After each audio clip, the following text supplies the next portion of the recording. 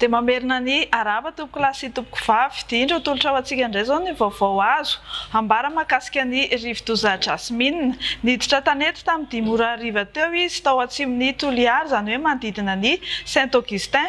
Tsy dia nisy hiovana loatra ny heriny fa mbola forte tempête tropicale hatrany teo ampidirany. Ny rivotra entiny dia manodidina ny 70 km isan'ora ary mitondra tafio-drivotra eo anelanelan'ny 100 hatramin'ny 310 km isan'ora.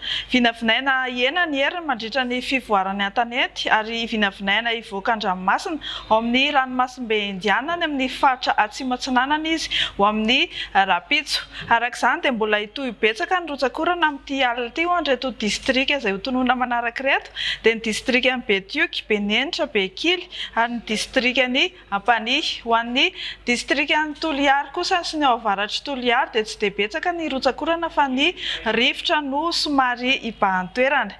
Tsy niova arak'izany ny filazana loza fa mbola filazana miloko mena hatrany ho an'ny Toliara Voalozy faharoa, Sakara, Betioky izany hoe filazana loza mitatao, filazana miloko mavo kosa na ny filazana loza manambana ho amin'ny Morombe, Ankazoabo, Benenitra ary Ampanihy. Ny mpanjono an-dranomasina sy ny mpampiasa ranomasina rehetra ao amin'ny morontsiraka atsimo andrefana, atsimo ary atsimo atsinanana iny dia entanina mba tsy hivoaka an-dranomasina mihitsy aloha satria mbola ahery be ny ranomasina. Dia mametraka ny mandrapitava vetivety, aza misaraka aminay.